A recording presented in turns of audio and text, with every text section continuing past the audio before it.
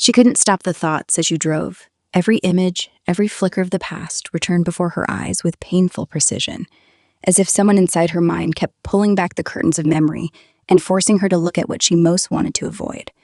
Again and again, the same image rose before her, of Matilda standing in the school courtyard, always in the same place, slightly withdrawn and inconspicuous among her classmates, yet always positioned perfectly, exactly where she could be the first to spot her father's car in the line. Fred would, as always, be among the first to arrive, punctual, steady, and faithful to the quiet routine they had built together over time. And as soon as she would see that familiar car, Matilda would straighten, her little body alive with anticipation, and after only a heartbeat's wait, she would run toward him with a smile of pure joy, the soft, luminous happiness of a child who knows she is loved. The car doors would close, and with that sound, the silence of the day would vanish.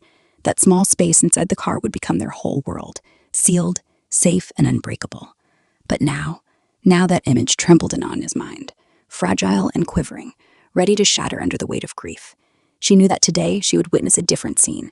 Even before she arrived, her chest had tightened with a kind of prophetic awareness, the moment when Matilda's gaze would search for a familiar figure and find only emptiness, and then her. Someone who was not her father, someone who was only a substitute, someone sent to fill a void that could never truly be filled. The questions that would come, the disappointment that no words could soften, she saw it all ahead of her, and her throat constricted as if someone had wrapped a fist around it and pressed until breathing itself became an effort. There was no room for comfort in that storm of thoughts, only for the returning images of Rosalie, the woman Matilda had already lost, the mother whose silence was etched into the child's soul, the pain no small heart should ever have to know, let alone carry day after day. Her fingers tightened around the steering wheel, the knuckles white with strain, her thoughts spinning in an endless loop. She watched the route on the screen, but her eyes were already searching for the outline of the school building, recognizable even from afar. Every part of her body thrummed with tension, her neck muscles stiff, her movements mechanical, as though she was bracing herself for a collision with the child's gaze. When she stopped the car, she stepped out carefully, almost ceremonially. She locked the doors and set the alarm with exaggerated precision, as if that small act of order could somehow shield her from the chaos waiting ahead. Approaching the gate, she saw the security guard, a man of middle years, his face kind, his demeanor formal yet tinged with understanding. "Good afternoon," she said, summoning a composure that kept slipping through her grasp, her voice calm and clear, betraying nothing of the turmoil beneath. He nodded politely and asked how he could help. "I'm here for Matilda Stevenson," she said in measured tones, a bit earlier than usual. "My name is Anya Woodberg." From her bag, she took out her ID, steadying her trembling hands as she passed it to him. He examined it carefully, then returned it with a small nod, explaining that the girl was in the principal's office and that they'd been informed someone would come for her. The question slipped from Anya's mouth before she could stop it, sharp as a blade. "Does Matilda know yet that her father couldn't come?"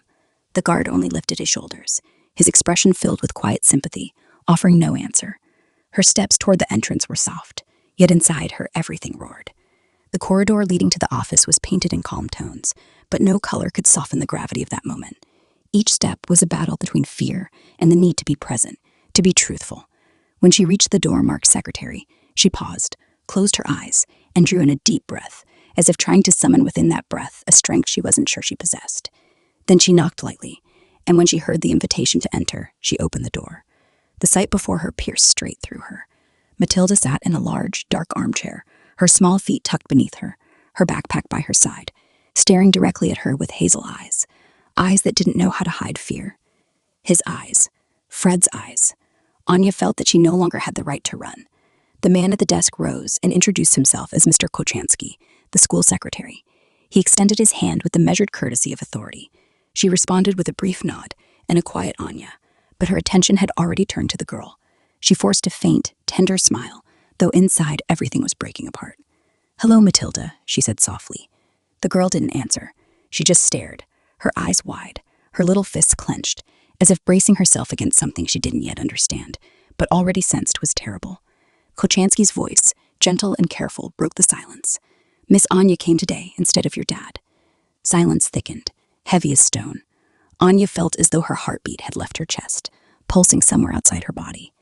Matilda blinked once, then again, as if searching for the words her voice couldn't yet form.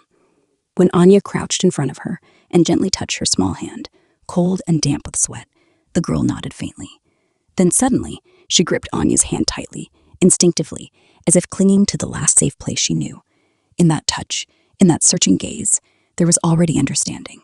Matilda felt that something was wrong. She didn't need explanations. She already knew the shape of loss. She remembered her mother's death, the soft, lying voices, the forced smiles, her father's tearful eyes, the pain he never managed to hide. And now, what she saw before her felt hauntingly the same. Anya smoothed a strand of hair from her forehead and, looking into those pleading eyes, asked gently if she remembered her. When the girl nodded, Anya offered softly, "Shall we go? We'll pick up Kai, and later we can play together." As if in that small, simple invitation lay a fragile escape from this unbearable moment. Matilda nodded again. And when Kochansky asked if she wanted to leave now, the girl suddenly threw her arms around Anya's waist, holding her tight, as if afraid to ever let go. Anya trembled. She had become this child's refuge, the shelter she sought. Holding her close, she whispered, "Are you all right, sweetheart?" "Is my dad dead?" the child whispered, and those few words sliced through Anya's heart like a knife. She lifted her chin gently and met her eyes, speaking with the softest voice she could summon. That he wasn't, that he'd had an accident and was recovering, that everything would be all right, and that she and Kai were there for her, together. But Matilda was already crying, quietly and uncontrollably, tears streaming down her small cheeks, leaving glistening traces of grief. "Don't cry, my darling," Anya murmured, her own heart breaking under the weight of that tenderness. "Your dad is the bravest man I know. He's strong. Everything will be all right."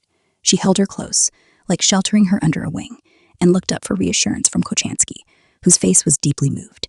He added that he would stay in contact with Mr. Lewis, who had suggested that Matilda stay with Anya for now.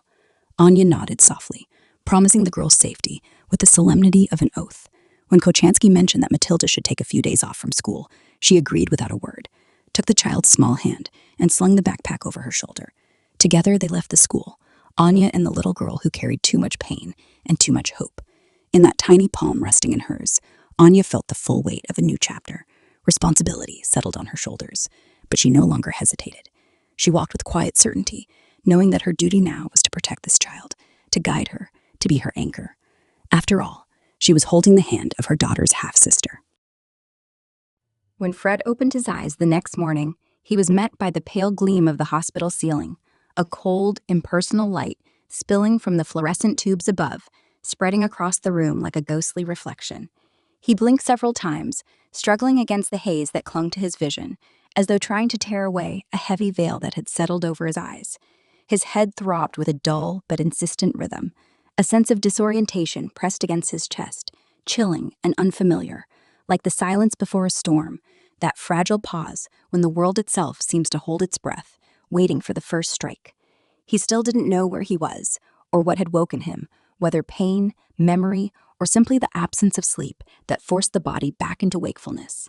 Slowly, he turned his head to the side, and his gaze caught the translucent IV bag, its steady drip threading through a clear tube into his arm. The truth descended on him then, wrapped around him, tightening its grip, cold and unyielding. Hospital. He tried to shake off the thought, to shrug away the feeling of confinement, but even his consciousness was tired, just like his body, and the past he carried within it. His thoughts moved sluggishly, as though wading through thick water, each one too heavy to stay afloat for long. The silence broke with a soft, yet piercing sound, the scrape of a chair moving close beside his bed.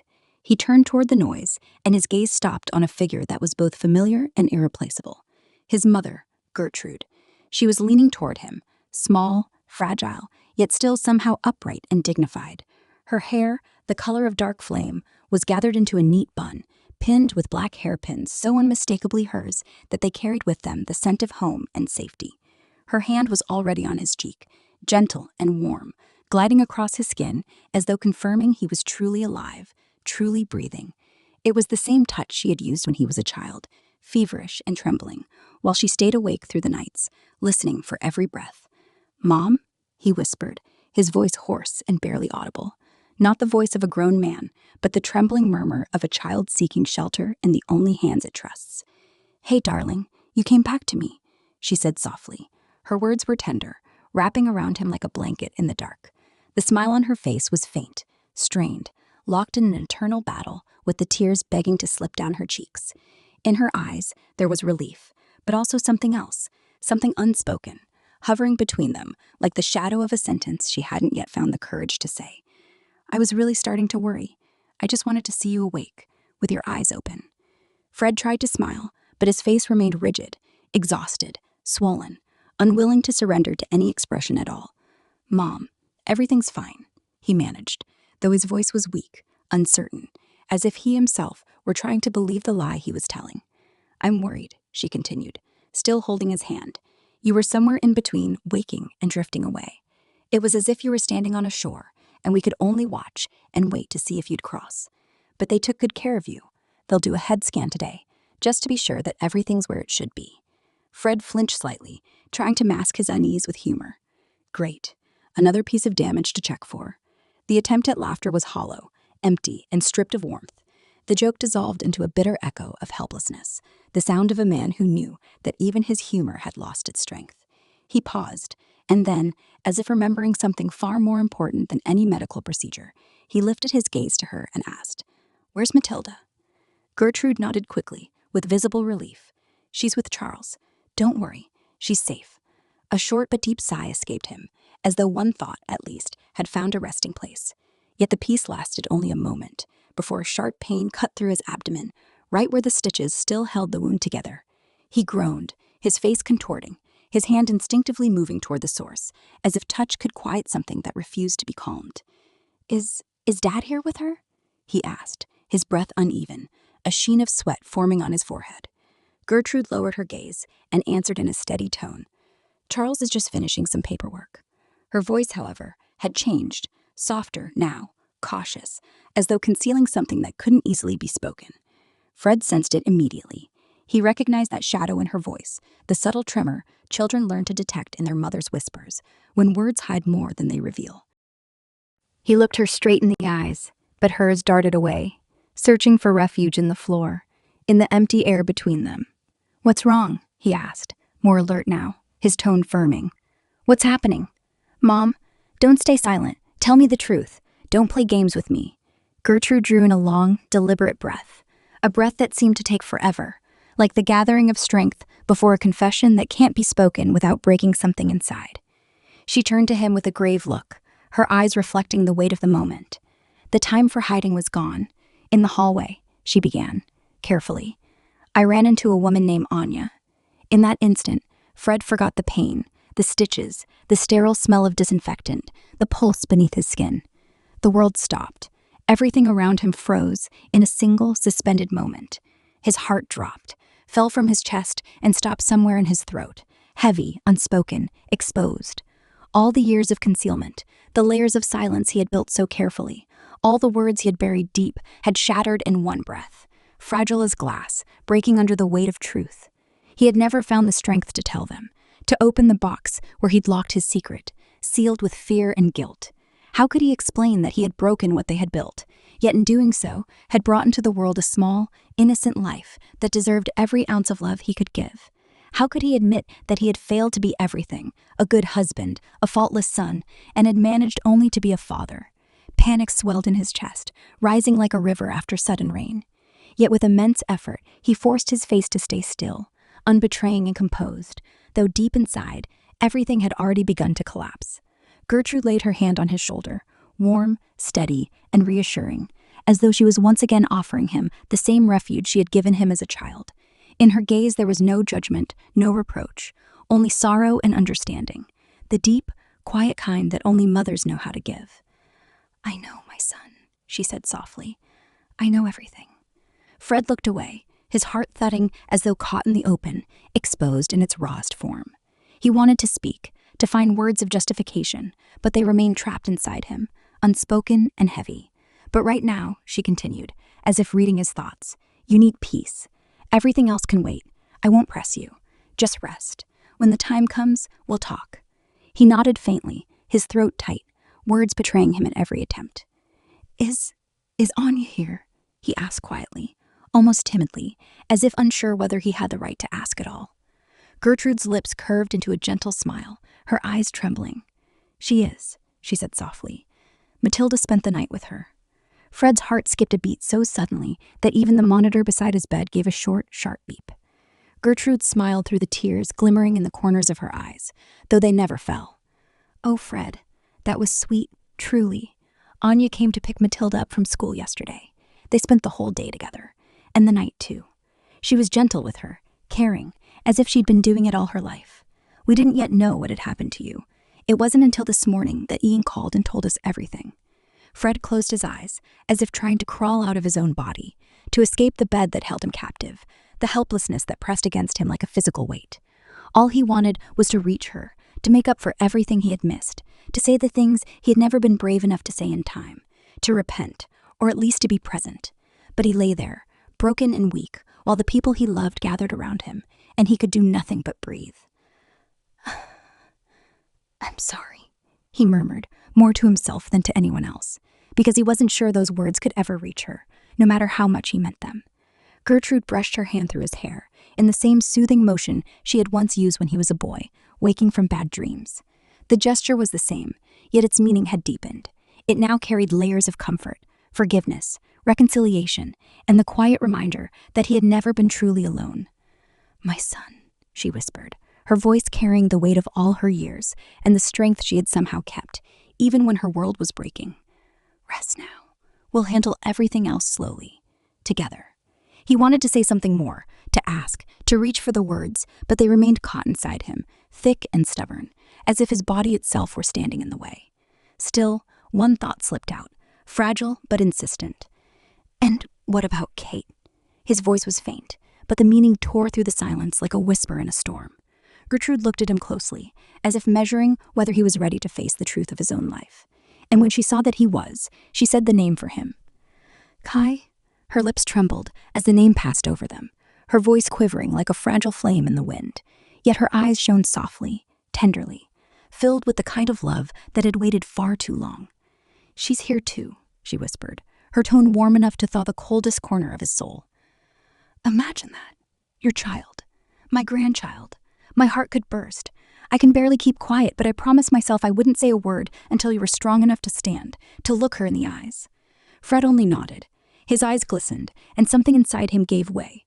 The walls, the guilt, the weight, all of it began to melt, and in the cracks, something new took root. Hope. "All right," he whispered, just as a shadow appeared in the doorway, stealing his breath for a heartbeat. "Anya." She didn't step in right away. She simply stood there, and her presence filled the room like a silent storm. The moment he saw her, his eyes changed, softened, deepened, filled with something too complex and too fragile to name. Her smile was uncertain, vulnerable, yet it carried that delicate thread of hope one clings to when everything else falls apart. "Fred, you're awake," she said quietly, as if afraid she had no right to be there. And he answered only with her name, a single word that held more than any sentence could carry. Gertrude watched them for a moment longer. Then, with the grace of someone who understands when it's time to step aside, touched Anya's arm lightly as she passed and slipped out of the room, leaving them alone. She knew there are moments when a mother must retreat so another love can find its place. Fred tried to sit up, but Anya was already beside him, careful and gentle, helping him by fixing his pillow, whispering, "Slowly, please." Her touch enveloped him completely, and his heart clenched, not just from pain, but from the tenderness he had never known how to receive. His eyes stayed locked on hers, and in that steady gaze, years of silence began, at last, to dissolve. "My back hurts," he muttered, his voice laced with the faintest trace of the old sarcasm he'd always used to mask his weakness. "Don't you ever do that to me again, Fred Stevenson. Do you hear me?" she said, her voice trembling under the weight of fear that not even this moment of reunion could erase. And he felt the promise leave his lips, instinctive, unguarded, and true. "I won't. I promise." They sat there in silence, a silence that wasn't empty, but charged with everything that had gone unsaid. Then Anya broke it, her voice quiet, almost like a prayer. "I don't have much time. The doctors will come soon to take you for the scan. Please, tell me, how are you really feeling?"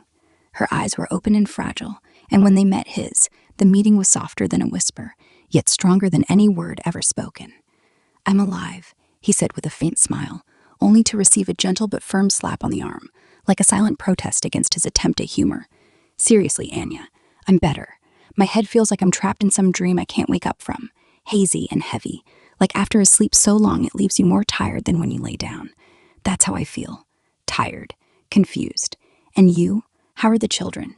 A smile broke across her face, unexpectedly, like a ray of sunlight piercing through after a long winter. She herself seemed surprised by the warmth that filled her at his question.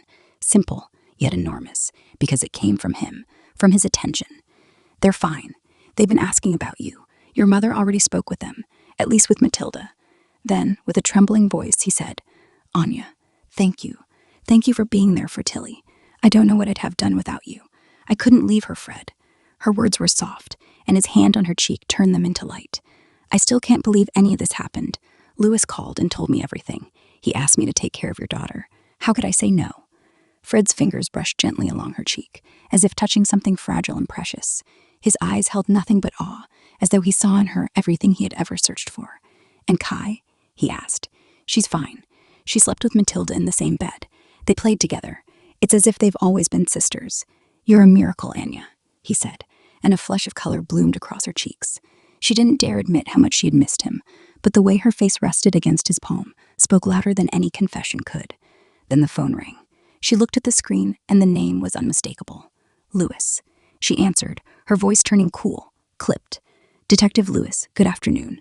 Fred watched her, and the words escaped him in a trembling whisper. I don't deserve you. After everything I've done to you, you're the one piecing me back together. You. Of all people. You, Anya. His forehead fell into his palm, as if he could erase his thoughts, as if he could hide his sins and mischances. Anya was already speaking, her tone firm and decisive, and Fred knew it was her way of protecting him.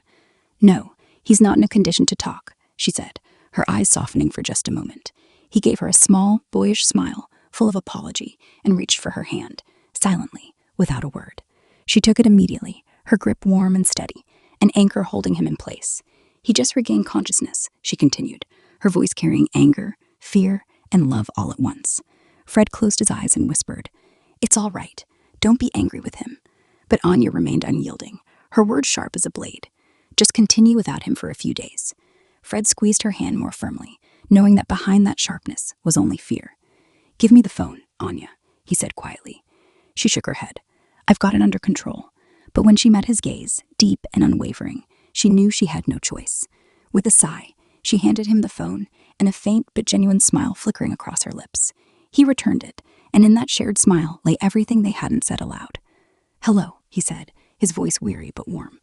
Hey, Ian. On the other end came a voice too loud, too fast, thick with worry and tension. A voice that made Fred hold the phone slightly away from his ear. Hey, Fred, I talked to your friend, and she said that, Ian began. But Fred interrupted him with a tired, gentle laugh, one that carried comfort more than humor. I know what she said, he murmured, a faint smirk tugging at his lips, though his tone held both gratitude and understanding. And trust me, she was kind compared to what she really thinks. Yes, we'll pause the questioning. Send me the files by email, and I'll get to them when I can, maybe tomorrow. There was a short pause, then Ian's voice softened with relief. All right, Fred. Take care. I will. Thanks. Fred ended the call and set the phone aside before lifting his gaze to Anya. You didn't have to scold him like that, he said gently, though there wasn't a trace of reproach in his tone, only quiet appreciation. Anya lowered her eyes, like a child caught caring too much, and confessed in a trembling whisper. I know, but I couldn't stand the thought of them pressuring you right now. Just, please don't ever do that to me again.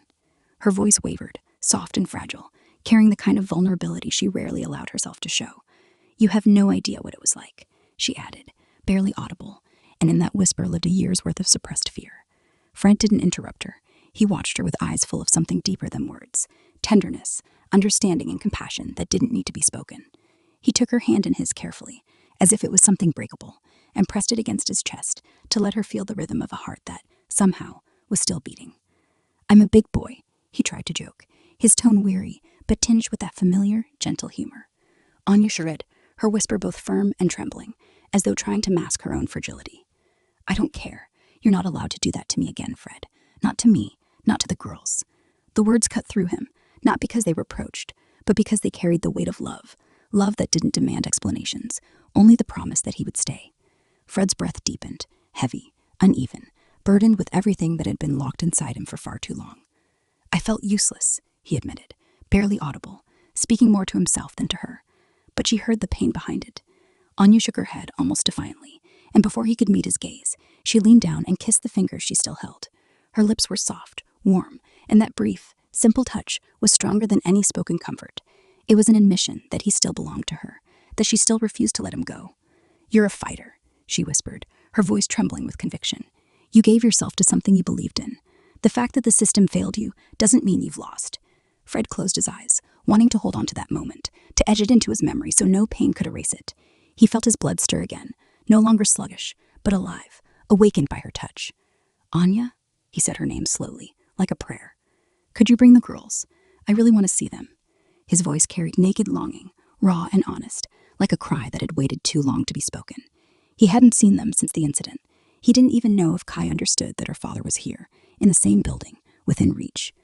"I don't know, Fred," she said cautiously, her tone heavy with hesitation. "Please, Anya," he pleaded, his throat tight. "I'm fine. Just the IV. Nothing serious. You can barely see the stitches. I just want to see them. I just want to hold them." The silence that followed was heavier than any sentence ever could be, for within it collided all the emotions that had, over the years, built both walls and bridges between them.